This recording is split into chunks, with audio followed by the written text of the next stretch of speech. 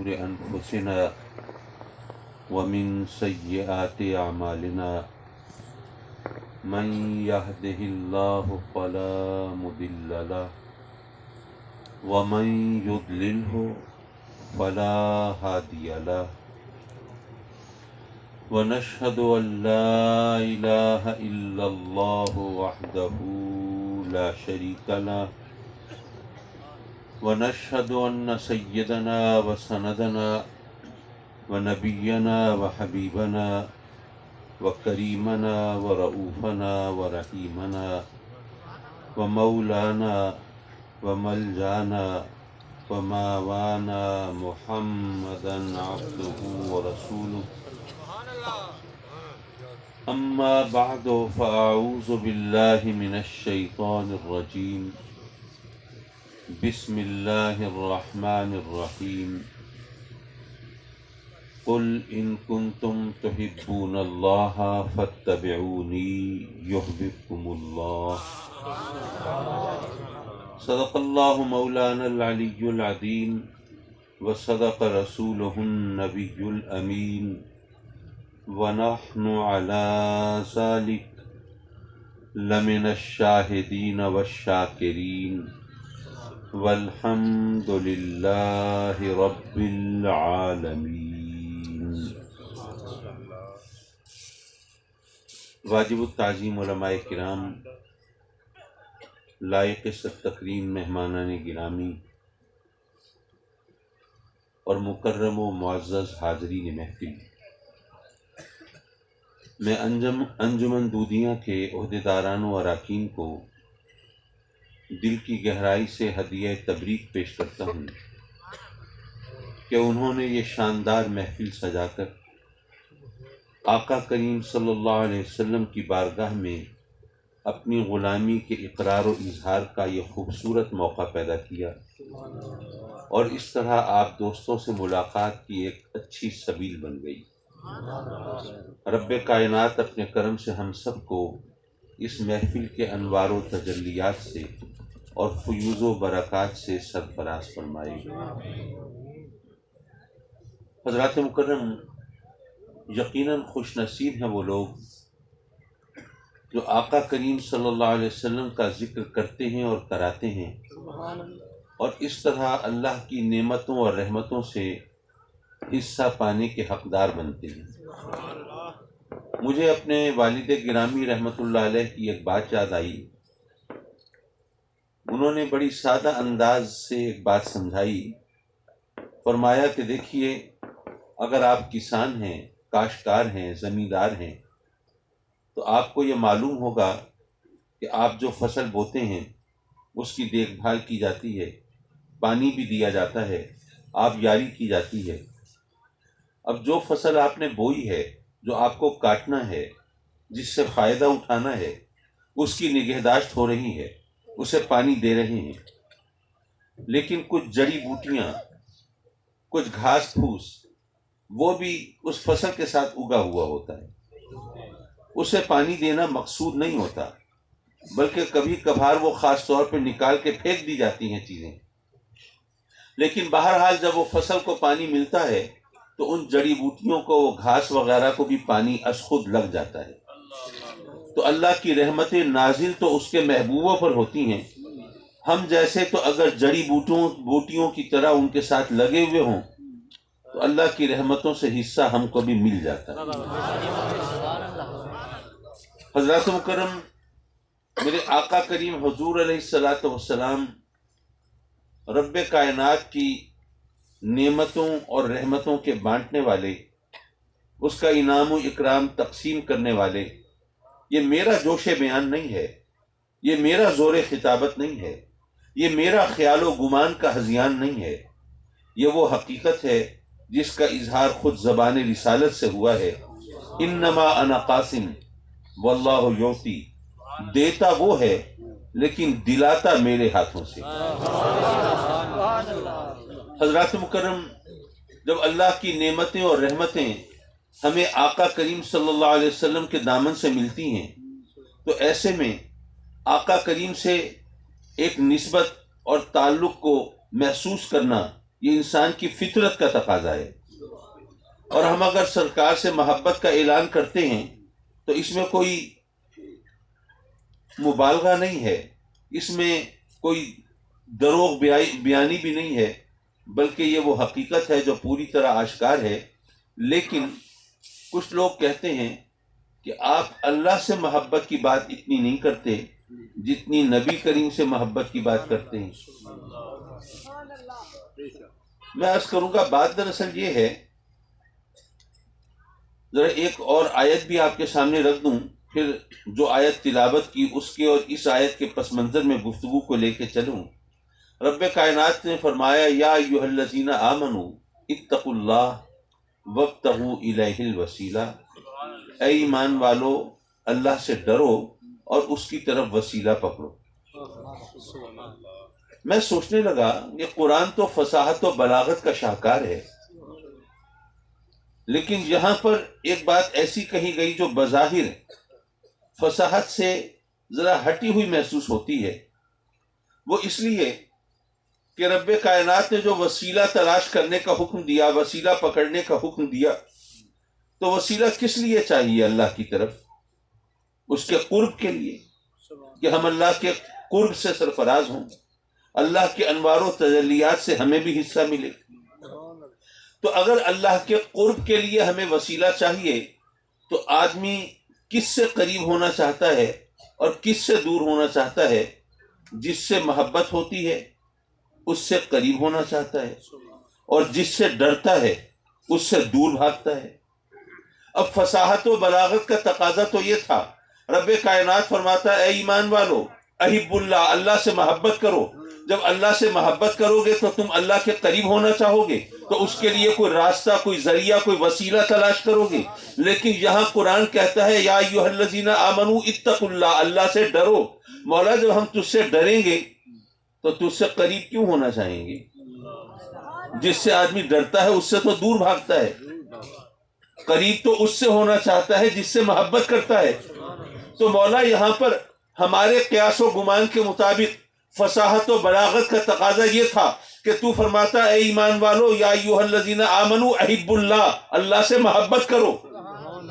پھر محبت کی اپنی کشش ہوتی ہے، اس کے تقاضے ہوتے ہیں، تو ان کی تکمیل کے لیے پھر بندہ اپنے محبوب سے قریب ہونے کے لیے ذریعے ڈھونڈتا ہے، راستے تلاش کرتا ہے اور وسیلوں پہ انحصار کرتا ہے۔ لیکن تو نے تو کہا ہے اس سے ڈرو۔ مولا یہ بات کچھ سمجھ میں نہیں آئی۔ حضرات مکرم، رب کائنات نے گویا یہ فرمایا کہ اے ایمان والو محبت کے لیے ذرا آپ بھی سوچئے، جو بات میں کہہ رہا ہوں یہ عقل کے ترازو میں تول کے کہہ رہا ہوں۔ جس سے محبت ہوتی ہے اس کا کوئی سراپا آدمی کے ذہن میں ہوتا ہے، کوئی شکل صورت ہوتی ہے۔ رات کا وقت ہے، اگر آپ اندھیرے میں یہاں سے کہیں ویرانے میں نکلیں تو ڈر محسوس ہوگا۔ اچھا، جس چیز سے آپ ڈریں گے کیا اس کی کوئی خاص شکل آپ کے ذہن میں ہوگی؟ کس سے ڈر رہے ہیں؟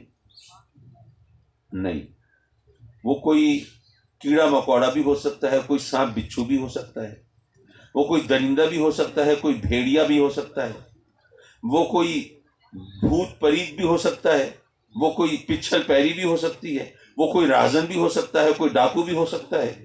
کس سے آپ ڈر رہے ہیں؟ آپ کے ذہن میں کوئی متعین شکل نہیں ہے، بس آپ خوف زدہ ہیں، ڈر رہے ہیں۔ تو پتہ یہ چلا کہ خوف اور ڈر کے لیے کوئی شکل، کوئی صورت، کوئی سراپا، کوئی لب و رخسار، کوئی خد و خال، کوئی نقش و نگار، کوئی چہرہ مہرہ ضروری نہیں ہے۔ لیکن محبت کے لیے تو کوئی چہرہ ضروری ہے نا۔ آدمی کس سے محبت کرے گا؟ اس کا کوئی سراپا، کوئی نقشہ ذہن میں چاہیے نا۔ تو اللہ تبارک و تعالیٰ نے گویا یہ فرمایا کہ اے میرے بندو تم مجھ سے محبت کرو گے تو کیسے کرو گے؟ میں شکل سے پاک ہوں، صورت سے پاک ہوں، لب و رخسار سے پاک ہوں، خد و خال سے پاک ہوں، میں قد و قامت سے پاک ہوں، یہ جسمانی تمام اعتبارات سے پاک ہوں، تو تم مجھ سے محبت کیسے کرو گے؟ اب ذرا دوسری آیت جو میں نے خطبے میں پڑھی اس کو بھی ملا دیجئے۔ قل ان کنتم تحبون اللہ فاتبعونی یحببکم اللہ۔ اے میرے محبوب اعلان کر دیجئے کہ کس کو کہہ دیجئے؟ جن کا دعویٰ ہے کہ ہمیں اللہ سے محبت ہے ان سے کہہ دیجئے کیا کہہ دیجئے کہ اگر تمہیں اللہ سے محبت ہے تو اے محبوب یہ تیری اتباع کریں. مولا یہ کیا بات بنی؟ دعویٰ ہے تجھ سے محبت کا، تو اگر تجھ سے محبت کا دعویٰ ہے تو پھر فرماتا کہ میری اتباع کرو اگر مجھ سے محبت کرتے ہو. لیکن نہیں، اپنے محبوب کی اتباع کا حکم دیا. کیوں؟ ویسے تو علماء نے اس کا جواب کچھ اور انداز سے بھی دیا. انہوں نے فرمایا کہ بات یہ ہے کہ اتباع کہتے ہیں پیچھے چلنے کو، اتباع کہتے ہیں نقش قدم کو اختیار کرنے کو، اور رب کائنات نقش قدم سے بھی پاک ہے، قدم سے بھی پاک ہے. وہ سمتوں اور جہتوں سے پاک ہے، اطراف و اکناف سے پاک ہے، وہ ڈائریکشنز ڈائمنشن سے پاک ہے، آگے پیچھے دائیں بائیں اوپر نیچے کے اعتبارات سے پاک ہے. تو اس کے لیے نہ ہم اس کے پیچھے چل سکتے ہیں نہ اس کے نقش قدم کو اختیار کر سکتے ہیں.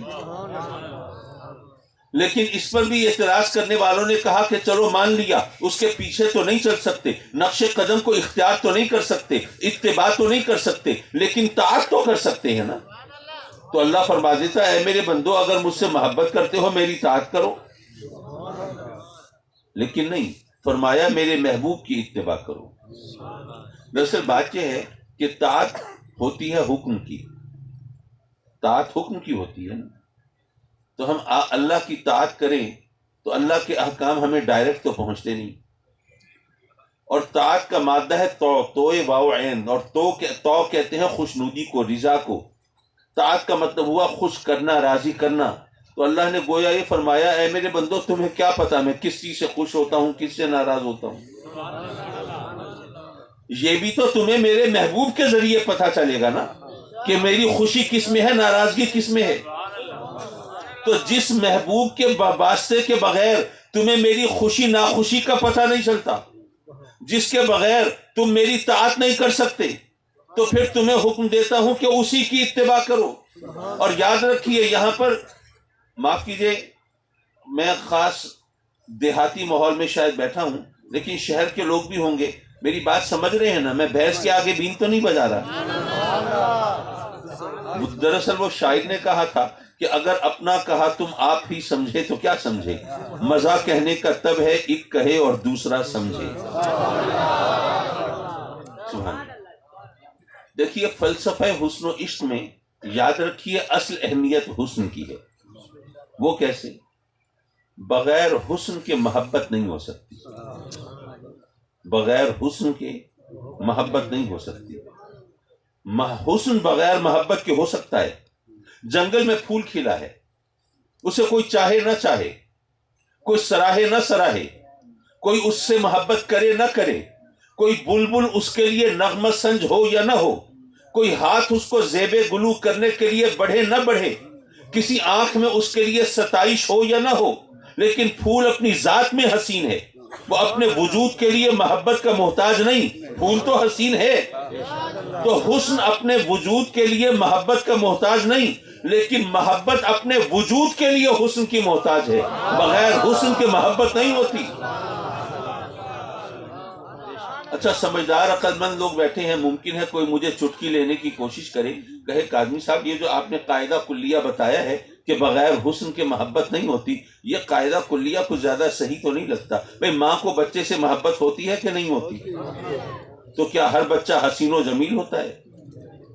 کالے کلوٹے بھی ہوتے ہیں، بد شکل اور بے ہنگم بھی ہوتے ہیں. اور آپ کہتے ہیں بغیر حسن کے محبت نہیں ہوتی. تو ماں کو تو بچے سے محبت ہوتی ہے چاہے وہ حسین ہو یا نہ ہو. اب اعتراض تو بنتا ہے، لیکن یارو بات یہ ہے کہ میں پھر اصرار کروں گا کہ یاد رکھو بغیر حسن کی محبت نہیں ہوتی. لیکن آپ کو یہ کس نے کہا کہ حسن صرف چہرے میں ہوتا ہے یا صرف جسم کی بناوٹ میں ہوتا ہے؟ نہیں، حسن جذبے میں بھی ہوتا ہے، حسن رشتے کا بھی ہوتا ہے. یہاں مامتا کا جذبہ ہے اور ماں بیٹے کا رشتہ ہے، تو حسن اس شکل میں موجود ہے نا. بغیر حسن کے محبت نہیں ہوتی. تو اللہ سے محبت کا دعویٰ کرنے والوں یہ بتاؤ اللہ کے جمال کو سے آنکھوں کو سیراب کیا ہے، اس کے حسن کو دیکھا ہے؟ جب نہیں تو پھر اس سے محبت کا دعویٰ کیسے کر سکتے ہو؟ اب وہ حدیث پڑھو، من رانی فقد رأى الحق، جس نے مجھے دیکھا اس نے اسے دیکھا. انا میرات و جمال الحق، اس کے حسن کے جلوے تو میرے آقا کریم کے چہرے کے آئینے میں چھلکتے اور جھلکتے ہیں. تو پتہ یہ چلا کہ اللہ سے محبت کرو گے تو اس وقت جب آقا کریم کا چہرہ نگاہوں کے سامنے ہوگا، کیونکہ بغیر حسن کے محبت نہیں ہوتی۔ اچھا، آپ میں سے کوئی دوست پھر شاید مجھے ذرا پریشان کر سکتے ہیں، اعتراض کر سکتے ہیں، آپ کہیں کہ اچھا جی ہم نے مان لیا بغیر حسن کے محبت نہیں ہوتی، آپ نے دلیل سے بات کی، دلیل مان لینی چاہیے، لیکن یہ کہنا کہ نبی کریم کے بغیر اللہ سے محبت نہیں کر سکتے، یہ تو سوچنے کی بات ہے۔ حسن چاہیے نا، تو کائنات میں ہر طرف حسن ہے یا نہیں ہے؟ پھولوں میں ہے، کلیوں میں ہے، تتلیوں میں ہے، جگنوں میں ہے، کوہساروں میں ہے، آبشاروں میں ہے، ریگزاروں میں ہے، تلاتم آشنا سمندروں میں ہے، اور سبک رو ندیوں میں ہے، کہکشاؤں میں ہے، آفتاب و مہتاب میں ہے، چہروں میں ہے، آوازوں میں ہے، مناظر میں ہے، ہر طرف یہ اللہ کا حسن ہے نا، جہاں بھی حسن ہے اسی کا ہے۔ تو کائنات میں یہ کھیتوں کھلیانوں میں جو باغوں میں جو حسن ہے، کیا یہ دیکھ کے ہم اللہ سے محبت نہیں کر سکتے؟ ظاہر ہے بات تو جاندار ہے، اور اگر کوئی صحیح بات ہو اسے مان بھی لینا چاہیے، میں بھی تسلیم کرتا ہوں بالکل صحیح، یہ کائنات میں ہر طرف اسی کا حسن ہے، لیکن یارو میں نے یہ مانا تو ایک بات تمہیں بھی ماننی پڑے گی، یہ تمام کائنات میں حسن اسی کا ہے، میں نے مانا، لیکن تمام کائنات میں اس کا حسن بکھرا ہوا ہے اور میرے آقا کریم کی ذات میں سمٹا ہوا ہے۔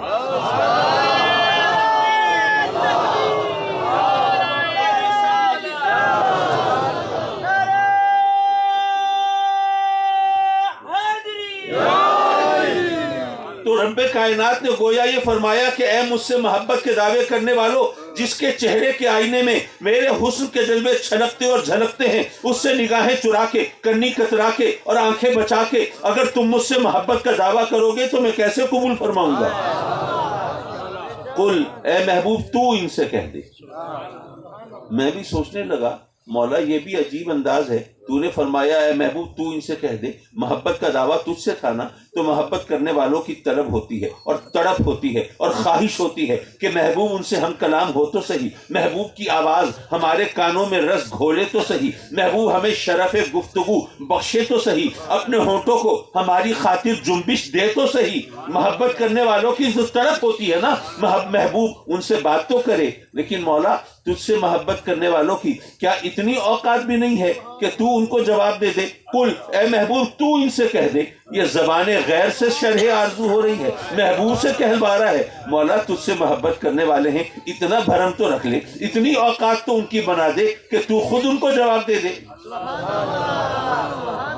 لیکن رب کائنات نے گویا یہ فرمایا کہ اے میرے بندو، مجھ سے محبت کا دعویٰ کرتے ہو تو یہ دعویٰ تو جب تک میرے محبوب کا واسطہ درمیان میں نہیں ہوگا یہ دعویٰ قابل قبول نہیں ہے، جب تک میرے محبوب کا چہرہ نگاہوں کے سامنے نہیں ہوگا، اس کا واسطہ درمیان میں نہیں ہوگا، اس وقت تک تمہاری محبت کا دعویٰ میری بارگاہ میں شرف قبول نہیں پائے گا۔ اس لیے اے محبوب تو ان سے کہہ دے تاکہ ان کو پتہ چلے کہ یہ مجھ سے محبت بھی تیرے واسطے اور وسیلے کے بغیر نہیں کر سکتے۔ حضرات مکرم، ہم آقا کریم سے محبت تو کرتے ہیں، اب ذرا آپ نے میرے وہ یوں کہیے کہ خیالی تصورات کو تو دیکھ لیا، لیکن میں چاہتا ہوں کہ ذرا کوئی نصیحت کی بات بھی ہو اس محفل میں، آپ صرف نعرے لگا کے نہ جائیں بلکہ یہاں سے کچھ بات پلے باندھ کے جائیں۔ ہم اہل سنت اللہ کے فضل و کرم سے آقا کریم سے محبت کا دم بھرتے ہیں، دعوے کرتے ہیں، نعرے لگاتے ہیں، درود و سلام کے زمزمے بہاتے ہیں اور یا رسول اللہ کی گونج مچاتے ہیں۔ بے شک یہ ہمارا افتخار ہے، یہ ہمارا نشان ہے، ہم میلاد بھی مناتے ہیں، ہم لنگر بھی چلاتے ہیں اور ہم جلسے بھی کرتے ہیں اور جلوس بھی نکالتے ہیں، یہ سب کچھ ہوتا ہے، لیکن یاد رکھیے یہ تمام چیزیں، یہ چراغاں کرنا، یہ جھنڈے جھنڈیاں لگانا، جلسے کرنا، جلوس نکالنا اور آقا کریم سے محبت میں یا رسول اللہ کے نعرے لگانا، یہ سب سرکار سے محبت کی نشانیاں ہیں، نشانیاں ہیں نا، لیکن یاد رکھو یہ نشانیاں ہیں محبت کی سرکار سے، حقیقت نہیں ہے۔ محبت اور حقیقت میں فرق ہوتا ہے، اس فرق کو میں ذرا اجاگر کرتا چلوں ایک مثال کے ذریعے۔ فرض کریں میں نے آپ سے کہا کہ جی ذرا میرے ڈرائیور کو بلا لائیے، آپ نے کہا جی ڈرائیور کو کیسے پہچانیں گے؟ میں نے کہا جی وہ اس کو شوق ہے بڑی بڑی مونچھیں رکھنے کا، بڑا سا پگڑ ہوگا، کالا کوٹ پہنا ہوگا، گاڑی کے پاس کھڑا ہوگا، ذرا بلا لائیے. آپ گئے، ڈھونڈتے رہے، نگاہیں دوڑاتے رہے، تلاش کرتے رہے، واپس آ کر بتایا ڈرائیور تو کہیں نہیں. میں حیران پریشان، وہ کہاں چلا گیا؟ اور یہاں تو اس کا سسرال بھی نہیں ہے کہ وہ بھی بہانہ بنا کے غائب ہو گیا ہو. میں نے کہا اچھا آپ ٹھہریے ذرا، میں خود دیکھ لیتا ہوں جا کے. میں گیا دیکھنے تو ڈرائیور وہیں گاڑی کے پاس ہی کھڑا تھا. میں بلا لایا اسے. چکر یہ چل گیا تھا کہ اس نے کوئی اوٹ پٹانگ چیز ایسی کھا لی جس کی وجہ سے اس کو کوئی شدید قسم کی الرجی ہو گئی، اور اس کو اپنے دل پہ پتھر کی سیل رکھ کر مونچھوں کی قربانی دینی پڑ گئی، مونچھیں صاف کرانی پڑ گئی. ادھر کچھ گرمی لگنے لگی، پگڑ اور کوٹ اتار کے اس نے گاڑی میں رکھ دیا. آپ مونچھیں، پگڑ اور کوٹ ڈھونڈ رہے تھے، وہ تو آپ کو ملا نہیں. میں ڈرائیور کو پہچانتا تھا، میں بلا لایا. آپ نشانیوں کے چکر میں تھے، میں حقیقت کو جانتا تھا. نشانی اور حقیقت میں فرق ہوتا ہے بھیا.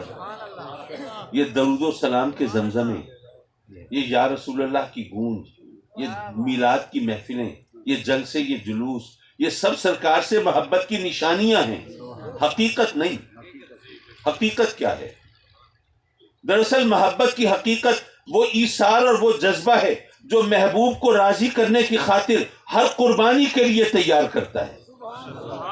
محبوب راضی ہو جائے، جائیداد چھوڑنی پڑے گی، کوئی بات نہیں. عزیزوں رشتہ داروں سے منہ موڑنا پڑے گا، کوئی بات نہیں. اپنے مفادات سے کنارہ کرنا پڑے گا، کوئی بات نہیں. یارو انسانیت کی تاریخ گواہی دیتی ہے کہ لوگوں نے اپنے محبوب کو پانے کے لیے تاج و تخت کو بھی ٹھکرایا ہے. تو اپنے محبوب کی رضا کی خاطر، محبوب کو پانے کی خاطر اگر آپ ایثار اور قربانی کر سکتے ہیں تو یہ محبت کی حقیقت ہے. لیکن اگر صرف نعرے لگا سکتے ہیں تو نشانی تو ہے، حقیقت نہیں ہے. ہمیں معلوم ہے کہ ہم نماز پڑھیں گے تو سرکار راضی ہوں گے، اور نہیں پڑھیں گے تو ناراض ہوں گے. ہمیں معلوم ہے کہ اگر زکوٰۃ دیں گے تو آقا کریم راضی ہوں گے، نہیں دیں گے تو ناراض ہوں گے. اگر حلال پر گزارا کریں گے تو راضی ہوں گے، حرام کی طرف ہاتھ بڑھائیں گے تو ناراض ہوں گے. شریعت کی پاسداری کریں گے تو راضی ہوں گے، اور شریعت کو پامال کریں گے تو ناراض ہوں گے. لیکن آج کل ہمارا طریقہ اور وتیرہ کیا ہے؟ لوگوں کو کہیں بھائی نماز پڑھا کرو، روزہ رکھا کرو، زکوٰۃ دیا کرو، ذرا شریعت کی پابندی کیا کرو، تو جواباً سننے کو ملتا ہے ہاں بھائی نماز میں کوتاہی ہو جاتی ہے، زکوٰۃ میں بھی ڈنڈی مار جاتے ہیں. ویسے مارتے تو ڈنڈا ہے، زکوٰۃ میں بھی ڈنڈی مار جاتے ہیں اور اس طرح گڑبڑ کر جاتے ہیں. لیکن ہم تو عاشق رسول ہیں نا، ہمیں کیا فکر ہے؟ بس آقا کریم کرم فرمائیں گے اور جناب ہمیں پکڑ کر سیدھا جنت میں لے جائیں گے. حضرات مکرم، یہ وہ مکر ہے، یہ وہ فریب ہے جو شیطان نے ہماری خاطر، ہم اہل سنت کی خاطر جال بچھایا ہے. وہ اس لیے کہ اگر تم آقا کریم کو راضی کرنے کے لیے نماز بھی نہیں پڑھ سکتے، زکوٰۃ بھی نہیں دے سکتے، ذرا سرکار سے محبت کرنے والوں کے انداز دیکھیں. جب میرے آقا کریم نے اعلان نبوت فرمایا، بالکل ابتدا کی بات کر رہا ہوں، اس وقت جن لوگوں نے آقا کریم کے ہاتھ پر اسلام قبول کیا اکثریت غربا کی ہے، بلکہ غلاموں کی ہے. کافروں کے غلام ہیں اور کلمہ پڑھتے ہیں نبی کریم کا. غلام ہے کافروں کے، اور کافروں کے خداؤں کو جھوٹا مانتے ہیں. تو ظاہر ہے کہ ان کے لیے یہ قیامت تھی. تو اپنے غلاموں کو واپس اپنے خداؤں کے سامنے جھکنے پر مجبور کرنے کے لیے انہوں نے ہر ستم توڑا ہے، اور ہر حربہ آزمایا ہے، اور ہر طریقہ دیکھا ہے. حد یہ ہے کہ دہکتے ہوئے انگاروں پر لٹا دیا ہے اور سینے پر بوجھ رکھ دیا ہے کہ اٹھ نہ سکیں. چربی پگھل پگھل کے بہتی ہے، اذیت کی انتہا ہے. آپ ذرا سوچئے، ایک انگارہ ذرا چھو جائے ہمیں برداشت نہیں ہوتا، اور جن کو دہکتے ہوئے انگاروں پر لٹایا گیا ہے ان کی اذیت کا عالم کیا ہوگا. کسی نے یہ نہیں کہا کہ چلو جان چھڑانے کے لیے جھوٹی بات کر دیں، جھوٹا وعدہ کر دیں، تھوڑی دیر کے لیے جان چھڑانے کے لیے صحیح ان کے خداؤں کا کلمہ پڑھ لیں. نہیں، تاریخ شاہد ہے. بعد میں بہت سے لوگ ایسے تھے بے شک جب آقا کریم نے پردہ فرمایا وہ زکوٰۃ کے چکر میں بھی مرتد ہونے والے تھے اور جھوٹے نبیوں کے چکر میں آنے والے بھی تھے، لیکن بالکل ابتدا میں جن لوگوں پر یہ ظلم و ستم ڈھائے گئے ان میں سے ایک مثال ایسی نہیں کہ جس کے بارے میں کوئی کہہ سکے کہ انہوں نے اس ظلم کے آگے ہتھیار ڈال دیے اور اپنے ایمان کو چھوڑ دیا، ایک شخص بھی ایسا نہیں۔ حضرات مکرم، یہ تمام باتیں سوچنے کی ہیں۔ میں سوچ رہا تھا ان صحابہ کرام کی جگہ اگر ہم ہوتے تو کیا کرتے؟ آقا کریم کی بارگاہ میں کھڑے ہوتے، کہتے کہ صحیح ہم نے تو آپ کے نام کا کلمہ یہ سوچ کے پڑھا تھا، آپ اللہ کے نبی، اللہ کے رسول، اللہ کے محبوب، جب آپ کے ساتھ ہوں گے پھر ہمارے بارے نیارے ہوں گے، ہمارے مزے ہوں گے، پھر تو جناب ہر چیز ہمارے تابع ہوگی، ظاہر ہے اللہ کے محبوب ہمارے ساتھ ہوں گے، پھر ہمیں کس چیز کی کمی ہوگی؟ اقتدار ہمارا ہوگا، اختیار ہمارا ہوگا، مال و دولت کے انبار ہمارے ہوں گے، فتوحات کا سلسلہ ہمارا ہوگا، آسمان سے میہ برسے گا ہماری مرضی سے، زمین سے سبزہ اگے گا ہمارے اختیار سے۔ لیکن جناب یہ عجیب ماجرا ہے، اگر آپ واقعی اللہ کے سچے نبی ہیں بتائیے ہم پر ظلم کرنے والوں کے ہاتھ کیوں نہیں ٹوٹ جاتے، اور ہم پر یہ ستم کے پہاڑ توڑنے والوں کے گھر برباد کیوں نہیں ہو جاتے، اور ہمارے ساتھ یہ سلوک کرنے والے وہ عبرت کا نشان کیوں نہیں بن جاتے؟ ہم یہی کچھ کرتے کہ نہ کرتے؟ لیکن آقا کریم صلی اللہ علیہ وسلم کے وہ صحابہ کرام، بے شک انہوں نے سرکار کی بارگاہ میں انہوں نے بھی سوال کیا کہ سرکار ہم تو سچے خدا کو مانتے ہیں نا، سچے نبی کا کلمہ پڑھتے ہیں نا، ہمارا ایمان تو سچی چیزوں پر ہے نا، تو پھر آقا یہ ہمارے ساتھ اتنا ظلم کیوں ہے؟ آقا کریم نے کیا جواب دیا؟ فرمایا بہت جلدی ہمت ہار دی تم نے۔ فرمایا کہ اللہ کے نبیوں کے ساتھ ایسا بھی ہوا ہے کہ ظالموں نے، کافروں نے لوہے کے کنگھوں سے ان کا گوشت ان کی ہڈیوں سے اتارا ہے۔ اس ظلم اور اس ستم کے باوجود وہ اللہ کے نبیوں نے وہ کار نبوت کو چھوڑا نہیں ہے اور کلمہ حق سے منہ موڑا نہیں ہے، اور وہ اپنی راہ استقامت پر جمے رہے ہیں۔ اللہ کے نبیوں پر یہ ظلم ہوا ہے، تم نے بڑی جلدی ہمت ہار دی۔ کسی صحابی نے نہیں کہا کہ جی وہ تو اللہ کے نبی تھے ان کو استقامت مل گئی، سر ہم میں تو نبی نہیں ہے، ہم تو نہیں چل سکتے۔ نہیں، آقا کریم کی نصیحت کو انہوں نے پلے باندھا۔ اور یہاں پر ایک بات اور ہے سمجھنے کی، معاف کیجئے میں ذرا زیادہ فلسفیانہ بات کی طرف جا رہا ہوں، لیکن اگر کسی کے پلے پڑ گئی تو انشاءاللہ العزیز فائدہ ہوگا۔ ہم کرامتوں کو ماننے والے ہیں نا، ہم تو سنی ہیں، پیر و فقیروں کی عظمت کو مانتے ہیں۔ صحابہ جب غوث پاک کا ذکر ہوتا ہے تو ماشاءاللہ کرامتوں کے سوا اور ہمیں کچھ سوچتا ہی نہیں ہے بیان کرنے کو، ایسا ہی ہے نا؟ بے شک ہم کرامتوں کو مانتے ہیں، لیکن یہ بتائیے غوث پاک کا مرتبہ زیادہ ہے یا صحابی کا مرتبہ زیادہ ہے؟ میرے والد گرامی آج سے کوئی 60-65 برس پہلے خطاب فرما رہے ہیں اور لوگوں کو کہتے ہیں کہ اے لوگوں، کوئی کروڑوں سال عبادت کرتا رہے کسی صحابی کے برابر نہیں ہو سکتا۔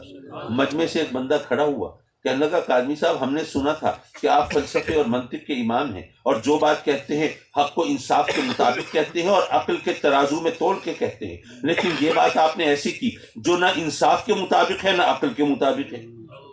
ابا جی قبلہ نے پوچھا وہ کیسے؟ کہنے لگے جی بات یہ ہے، آپ نے کہا کروڑوں سال کوئی عبادت کرتا رہے صحابی کے برابر نہیں ہو سکتا، انصاف بھی یہ کہتا ہے، عقل بھی یہ کہتی ہے کہ جو جیسا عمل کرے اس کو ویسا مرتبہ ملنا چاہیے۔ تو یہ آپ نے جو بات کہی نہ حق و انصاف کے مطابق نہ عقل کے مطابق۔ ابا جی قبلہ مسکرائے، فرمایا کہ اگر ہمت ہو تو یہ سوال اللہ سے کرو کہ اس نے کروڑوں سال کی عبادت کا وہ ثواب کیوں نہیں رکھا جو اپنے محبوب کو ایک نظر دیکھنے کا رکھا۔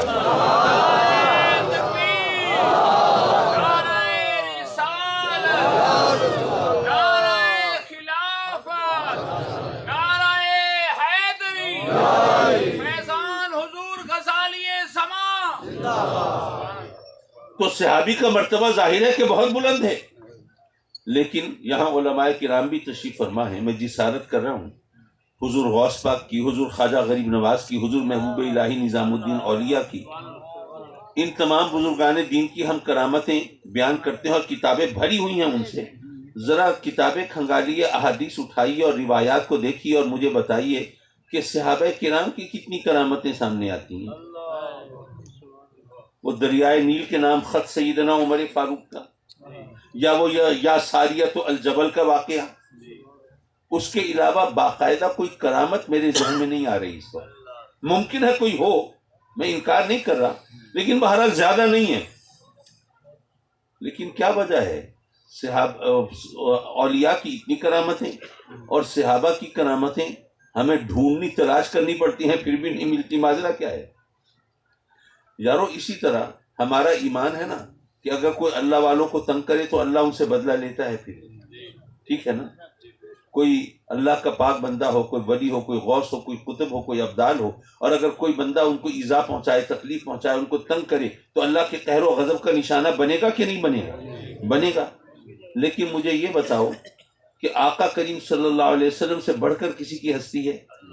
ان کے راستے میں کانٹے بچھائے گئے، کوڑا پھینکا گیا، اونٹ کی اوجڑی آپ کے اوپر رکھی گئی، آپ پر پتھر برسائے گئے، لہو لہان کیا گیا. کسی شخص کے بارے میں کوئی روایت ہے کہ اس پر اس طرح اللہ کا قہر غضب نازل ہوا ہو جس طرح اللہ والوں کے بارے میں ہم سوچتے ہیں کہ ان پر کوئی کہے گا، کوئی ظلم کرے گا تو اس پر قہر نازل ہوگا؟ کوئی روایت، کوئی حکایت میرے سامنے تو نہیں ہے. کیوں؟ آقا کریم جیسی ہستی تو کوئی اور ہو نہیں سکتی. لیکن اس کے باوجود ان پر ظلم و ستم کرنے والے اس طرح عبرت کا نشان نہیں بنے، صحابہ کرام سے اس طرح کرامتیں ظاہر نہیں ہوئی. کیوں یارو؟ اس لیے کہ میرے آقا کریم صلی اللہ علیہ وسلم اور وہ صحابہ کرام قیامت تک آنے والے مسلمانوں کے لیے ٹرینڈ سیٹ کر رہے ہیں، ان کے لیے مثال بن رہے ہیں. ان کو بتا رہے ہیں کہ اے لوگوں، اگر اس طرح سختیاں آئیں تو ہاتھ پہ ہاتھ دھر کے کرامتوں کے ظہور کے لیے مت بیٹھنا، معجزوں کے انتظار میں مت رہنا، اللہ کی طرف سے اپنے دشمنوں پر قہر و غضب نازل ہونے کا انتظار مت کرنا، بلکہ ہم اللہ کے محبوب کے صحابی اور خود اللہ کے محبوب تمہارے لیے راہ عمل متعین کر رہے ہیں. دکھ سہتے رہتے ہیں، زخم کھاتے رہتے ہیں، تکلیفیں اٹھاتے رہتے ہیں، لیکن راہ صراط مستقیم پر اور راہ ہدایت پر چلتے رہتے ہیں. یہ تمہارے لیے یہ مثال ہے، ورنہ قیامت تک آنے والے مسلمان تو ہر وقت ہاتھ پہ ہاتھ دھرے بیٹھے رہتے. جیسے آج کل بھی ہوتا ہے، ہمارے پاس بھی وہ پوسٹ آتی ہیں سوشل میڈیا پر، امام مہدی کا ظہور ہوگا بس پھر سب کچھ ٹھیک ہو جائے گا، ہمیں کچھ کرنے کی ضرورت ہی نہیں. یہ راہ عمل متعین کی ہے صحابہ کرام نے بھی، میرے آقا کریم صلی اللہ علیہ وسلم نے بھی. تو حضرات مکرم یاد رکھیے کہ سرکار سے محبت کے دعوے کرنا، نعرے لگانا آسان ہے، لیکن اس محبت کے معیار پر پورا اترنا مشکل ہے. اس لیے کہ سرکار کو راضی کرنے کے لیے ہم کچھ کرتے ہیں کہ نہیں کرتے. صرف نعروں سے وہ راضی نہیں ہوں گے، کچھ کرنا بھی پڑے گا ہمیں. صحابہ کرام دکھ اٹھا رہے ہیں، کربلا کا میدان سجا ہے، وہ ہستیاں خاک و خون میں غلطہ ہوئی ہیں. کس لیے؟ کیا وہاں آسمان سے میہ نہیں برس سکتا تھا؟ کیا زمین سے چشمے نہیں ابل سکتے تھے؟ کیا اللہ کا قہر و غضب یزید کے لشکر پر نہیں نازل ہو سکتا تھا؟ سب کچھ ہو سکتا تھا، نہیں ہوا. کیوں؟ ہمارے لیے مثال بنانا تھا کہ اگر وہ ہستیاں ظلم کے سامنے ڈٹ کے اس طرح قربانی پیش کر سکتی ہیں تو تمہارے لیے بھی یہی راہ عمل ہے. حضرات محترم، میں عرض کر رہا تھا کہ جب تک سرکار سے محبت کی نشانیاں ہیں لیکن حقیقت نہیں، ہم نماز نہ پڑھیں، روزہ نہ رکھیں، حلال حرام کا خیال نہ کریں، شریعت کی پاسداری نہ کریں، آقا کریم کو راضی کرنے کے لیے اللہ کے احکام کو پیش نظر نہ رکھیں، تو پھر نشانیاں تو ہیں، حقیقت تو نہیں ہے. اور یاد رکھو، نشانیاں ہوں اور حقیقت نہ ہو تو فراڈ ہوتا ہے. رات کا وقت ہے، محفل سے فارغ ہو کر آپ واپس جائیں گے گھروں کو. فرض کیجئے راستے میں کہیں پولیس کا ناکہ لگا ہے، اس پہ لکھا ہوا ہے پولیس چیک پوسٹ تھانہ فلاں. آپ رک گئے، آپ نے سے دیکھا پولیس والے آ رہے ہیں، یونیفارم پہنی ہوئی ہے، وہ ان کے کندھوں پہ وہ جو بیج ہیں وہ بھی سجے ہوئے ہیں، وہ کیپ بھی ہے، وہ بوٹ بھی ہیں، سب کچھ ہے. اب آئے قریب، آپ نے کہا کہ اب یہ مجھ سے کاغذات پوچھیں گے، کچھ اور سوال کریں گے. انہوں نے آپ کے آؤ دیکھا نہ تھا، اسی وقت پکڑ کے آپ کے جناب ہاتھ پاؤں رسی سے باندھ دیے، موبائل لیا، نقدی لی، موٹر سائیکل لے کے چل پڑے. پتہ چلا کہ وہ پولیس والے نہیں تھے، وہ ڈاکو تھے. نشانیاں تو ساری پوری تھیں، یونیفارم بھی تھی، بیج بھی تھے، کیپ بھی تھی، جوتے بھی تھے، چال ڈھال بھی وہی تھی، دکھاوا بھی وہی تھا، وہ جناب بورڈ بھی لگا ہوا تھا چیک پوسٹ پولیس تھانہ فلاں. نشانیاں تو پوری تھیں لیکن اندر پولیس والا نہیں تھا، حقیقت نہیں تھی. دھوکہ ہوا کہ نہیں ہوا؟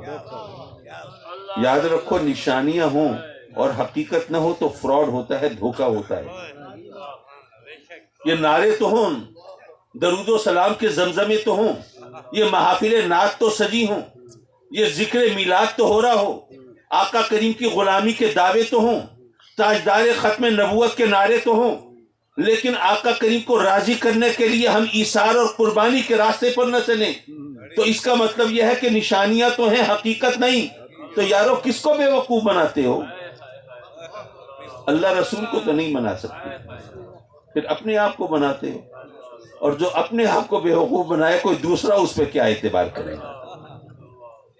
تو یارو میں ذرا اپنی تقریر یہیں انہی جملوں پر ختم کر کے آپ سے اجازت چاہوں کہ اے میلاد منانے والوں، نماز بھی پڑھا کرو، درود و سلام کے زمزمے بہانے والوں، حلال حرام کا خیال بھی کیا کرو، اور میلاد کی محفلیں سجانے والوں، شریعت کی پاسداری بھی کیا کرو، تاکہ پتہ چلے کہ نشانیاں ہیں تو حقیقت کے بغیر نہیں ہیں۔ وآخر دعوانا ان الحمد للہ رب العالمین۔